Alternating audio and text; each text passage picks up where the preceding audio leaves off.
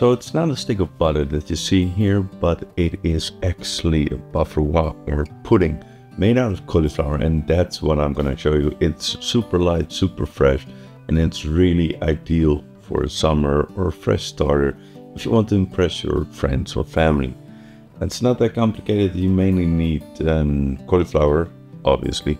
Then you can use cream or vegan cream if you want to impress your friends that have, you know, those restrictions or that belief. And besides that, I will first show you every step along with it.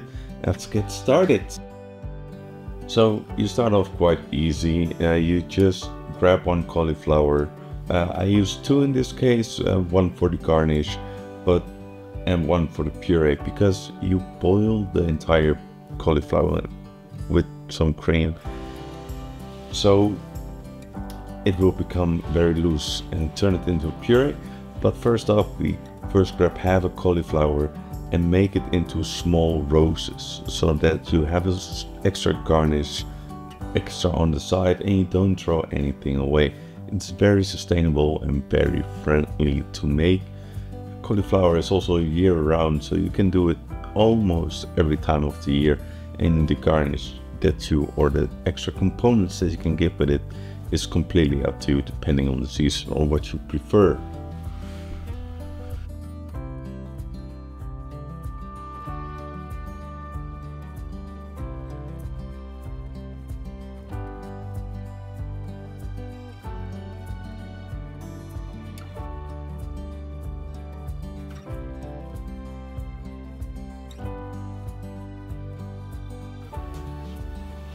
So after that you cut half a cauliflower, or maybe even a quarter is enough, to small roses, you can chop the rest into pieces. You don't need to be precise because you're gonna boil everything and it will break apart eventually, no problem. So just cut it in pieces and put it in a pot. Add some cream. If you want to make it vegan, just add vegan cream, milk, cream. I prefer using cream because it makes it a little bit thicker. But milk works just as fine, because you wanted to boil it in the milk so that it keeps nice the white color after you turn it into puree. Now you boil this for about 10-20 minutes, depending on the size that you cut the pieces, of course. And you can just stab it with a knife or like pinch a little bit to feel how far it is. But the biggest indicator is that there should be no cream left. So you cover it first until it's like almost everything covered. Then you boil everything until there's almost no cream left to make it into puree, because the cauliflower will be so soft that it can basically blend it without any extra liquids.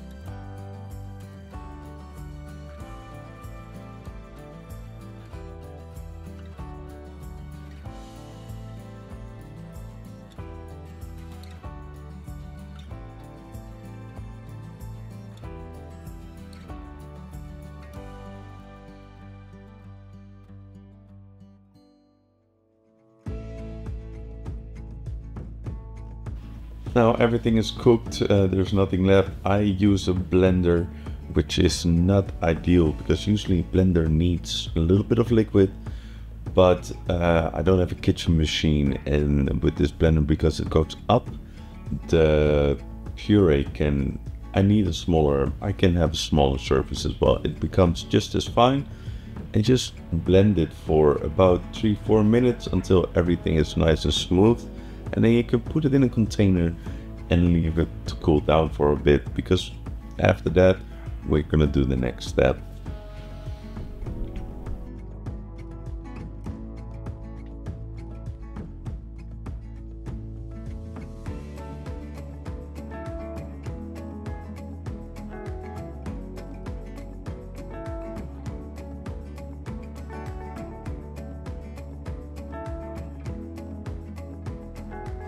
Bad. So the next step is gonna be whip up some cream, and you don't need a lot of it. I will post a recipe in the description later somewhere else, so look down in the description to follow the recipe if you want to know more. But the cream, I'm gonna whip some to mix it in with the cauliflower puree to make it more airy, to make it more stable, because otherwise it would be too solid as well. And so after you whip the cream, put some gelatin, or if you can find not vegan gelatin, in case you want to make vegan, use a little bit of agar. But for me, what I did is gelatin, and soak it up in a little bit of water, and then we're gonna heat up a little bit of the cauliflower puree again, just enough. Like, let's say if you have 300 grams, you heat up 100 grams, just so that the gelatin, the soaked gelatin, can be mixed into there. And then once all the gelatin is dissolved in the cauliflower puree, you mix it back to the rest of it, so that it becomes one whole. And once that is done, you mix it with the cream, so that it will become stable, airy, light. And what the gelatin mainly does is that if you put it in the freezer, what you can do actually, you can put this in the freezer and leave it there for like a month, if you want to, 2 months even. And then once you defrost it, the gelatin will make sure that everything will be sticking together, so that it doesn't break apart, it doesn't melt. Now be careful, if you leave it too long or room temperature, of course it can still melt away. But if you defrost it in the fridge, or let's say even outside on room temperature, and it can take about, let's say, an hour, maybe 2, depending on the shade that you use, then it won't break apart, and you will have a very lovely, creamy, light, fluffy cauliflower pudding. Now you can do it also with other vegetables, of course, but I chose cauliflower because it was nice. I enjoyed the flavor.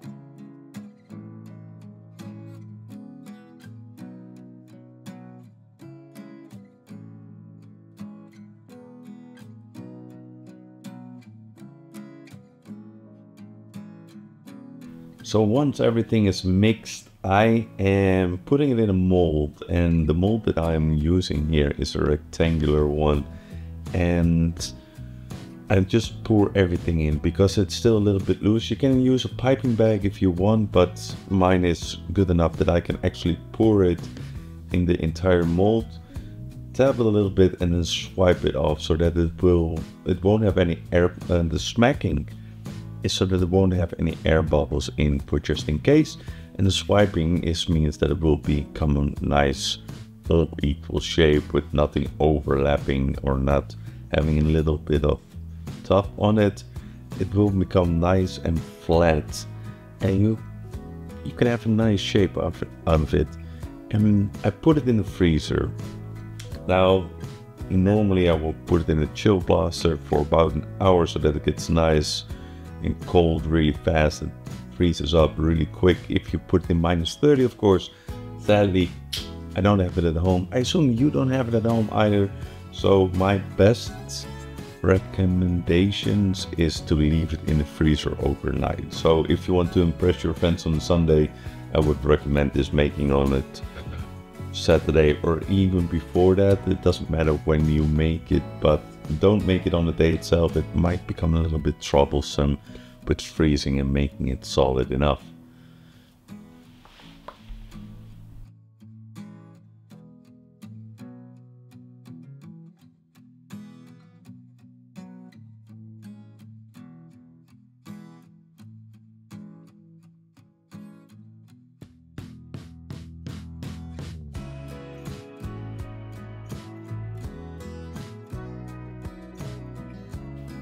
And so now that cauliflower is in the freezer and it's all done, basically that was the entire video. I'm still have a little bit where I show you what I did with the leftover cauliflowers. Like just fry them, pepper, salt, a little bit of oil, and just fry them on a medium heat so that they don't get too much color, but still are cooked completely. If you want to keep watching, please enjoy, and I hope to see you next time. Have a nice day.